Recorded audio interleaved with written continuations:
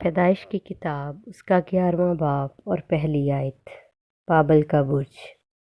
اور تمام زمین پر ایک ہی زبان اور ایک ہی بولی تھی، اور ایسا ہوا کہ مشرق کی طرف سفر کرتے کرتے ان کو ملک سنار میں ایک میدان ملا، اور وہ وہیں بس گئے، اور انہوں نے آپس میں کہا، آؤ ہم اینٹیں بنائیں اور ان کو آگ میں خوب پکائیں۔ سو انہوں نے پتھر کی جگہ اینٹ سے اور چونے کی جگہ گارے سے کام لیا۔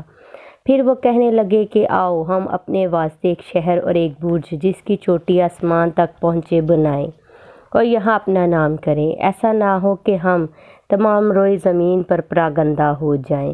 اور خداوند اس شہر اور برج کو جسے بنی آدم بنانے لگے دیکھنے کو اترا، اور خداوند نے کہا، دیکھو یہ لوگ سب ایک ہیں اور ان سبوں کی ایک ہی زبان ہے۔ وہ جو یہ کرنے لگے ہیں تو اب کچھ بھی جس کا وہ ارادہ کریں ان سے باقی نہ چھوٹے گا۔ سو آؤ ہم وہاں جا کر ان کی زبان میں اختلاف ڈالیں تاکہ وہ ایک دوسرے کی بات سمجھ نہ سکے۔ پس خداوند نے ان کو وہاں سے تمام روئے زمین میں پراگندہ کیا۔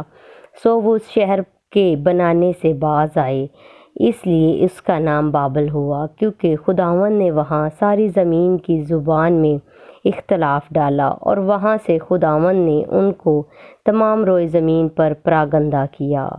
سم کی نسل۔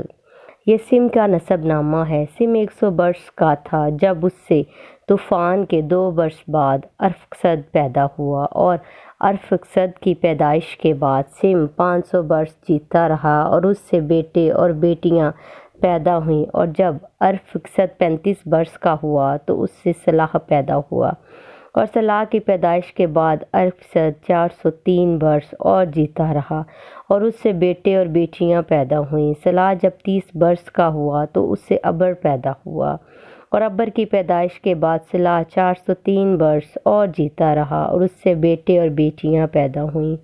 جب ابر 34 برس کا تھا تو اس سے فلج پیدا ہوا، اور فلج کی پیدائش کے بعد ابر 430 برس اور جیتا رہا، اور اس سے بیٹے اور بیٹیاں پیدا ہوئیں۔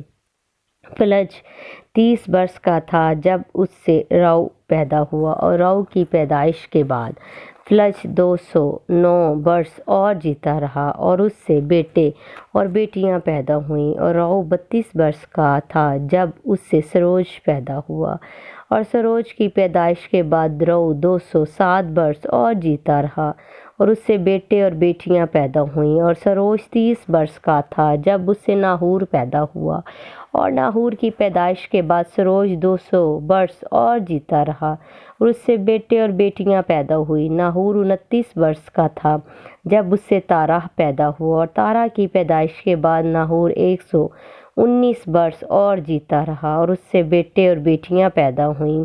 اور تارا 70 برس کا تھا جب اس سے ابرام اور ناہور اور ہاران پیدا ہوئے۔ تارا کی نسل۔ اور یہ تارا کا نسب نامہ ہے۔ تارا سے ابرام اور ناہور اور ہاران پیدا ہوئے، اور ہاران سے لوط پیدا ہوا، اور ہاران اپنے باپ تارا کے آگے اپنی ذات بوم یعنی کسدیوں کے اور میں مرا، اور ابرام اور ناہور نے اپنا اپنا بیاہ کر لیا۔ ابرام کی بیوی کا نام ساری اور ناہور کی بیوی کا نام ملکہ تھا جو ہاران کی بیٹی تھی۔ وہی ملکہ کا باپ اور اسکا کا باپ تھا، اور ساری بانجھ تھی، اس کے کوئی بال بچہ نہ تھا۔ اور تارا نے اپنے بیٹے ابرام کو اور اپنے پوتے لوط کو جو ہاران کا بیٹا تھا، اور اپنی بیوی ساری کو جو اس کے بیٹے ابرام کی بیوی تھی ساتھ لیا، اور وہ سب کسدیوں کے اور سے روانہ ہوئے کہ کنعان کے ملک میں جائیں، اور وہ ہاران تک آئے اور وہیں رہنے لگے۔ اور تارا کی عمر 205 برس کی ہوئی، اور اس نے ہاران میں وفات پائی۔ آمین۔